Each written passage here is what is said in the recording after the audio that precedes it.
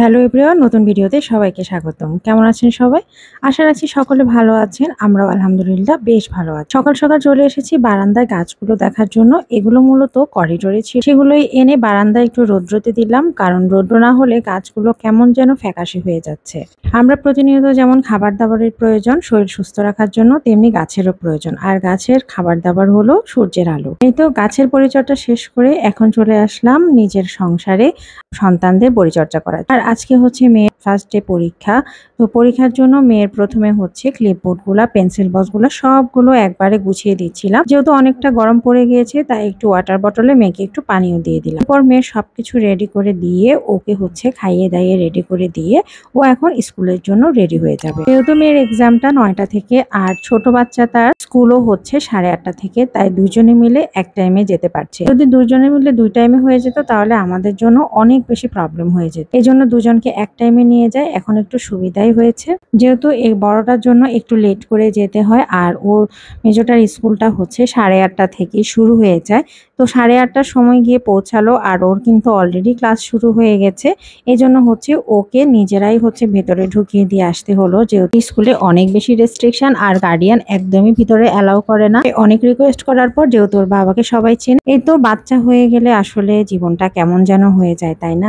আগে যখন বিয়ের আগে ছিলাম তখন মনে করতাম যে বিয়ে হয়ে গেলে মনে হয় জীবনের সব সমস্যার সমাধান হয়ে গেছে। বাবা মার কাছ থেকে অনেক বেশি স্বাধীনতা পেয়ে যাব, অনেক সবকিছু করতে পারবো, যেমন খুশি তেমনই করতে পারবো।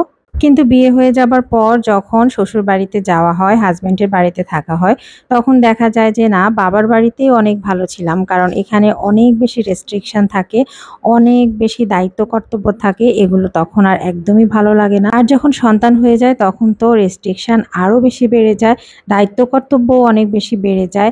তখন মনে হয় যে না, বিয়ের আগের লাইফটাই ভালো ছিল। বিয়ে যখন করেছি তখন যে সময়টা হাজব্যান্ড ওয়াইফ দুজন মিলে কাটিয়েছি, সেই সময়টা অনেক বেশি এনজয় করতাম। আবার যখন বাচ্চা ছোট থাকে তখন মনে হয় যে না, বাচ্চা যখন ছোট ছিল এই সময়টা কাটছে না, বাচ্চা একটু বড় হয়ে গেলেই মনে হয় স্বাধীনতাটা আবার ফিরে পাবো।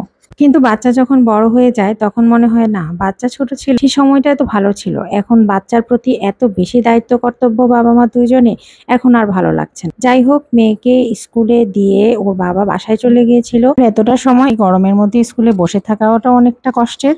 হচ্ছে মেজোটা যেহেতু 10:30টায় ছুটি, আমি 10টার সময় এসে ওকে পিক আপ করার জন্য চলে আসলাম। আর বড়টার পরীক্ষা শেষ হবে 11:30টায়, তাই আর বাসায় ফিরলাম না, দুজনকে একবারে নিয়ে হচ্ছে বাসায় ফিরে যাব। এজন্য এই যে মেজোটা কিন্তু অনেকটা টায়ার্ড হয়ে গেছে, যেহেতু 10:30টায় ছুটি আর 11:30টা পর্যন্ত সে তার বোনের জন্য ওয়েট করছে।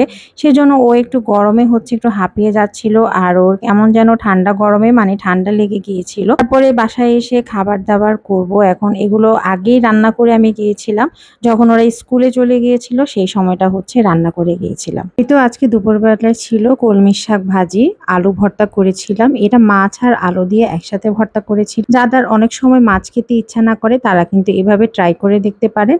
আর ছিল কাঁকরোল ভাজি। তো এগুলো দিয়েই হচ্ছে সবাই খাবার দাবারটা দুপুরে শেষ করে নিলাম। মানুষের জীবনের প্রত্যেকটা বয়সের ধাপে ধাপে কিন্তু জীবনের দায়িত্ব কর্তব্যগুলো কিন্তু আস্তে আস্তে পাল্টে পাল্টে যায়, আর এই পরিবর্তনগুলো কিন্তু স্বাভাবিক, আর স্বাভাবিক পরিবর্তনগুলো কিন্তু আপনাকে মেনে নিতেই হবে। আজকের ভিডিওটা এই পর্যন্তই। ভিডিওটা কেমন লেগেছে তা অবশ্যই কমেন্ট করে জানাতে ভুলবেন না। ছোট্ট একটি লাইক দিয়ে আমার পাশে থাকবেন, আর বেশি ভালো লাগলে ভিডিওটা শেয়ার করে দিয়ে আমাকে সাপোর্ট করতে ভুলবেন না। সকলে ভালো থাকবেন, সুস্থ থাকবেন। আল্লাহ হাফিজ।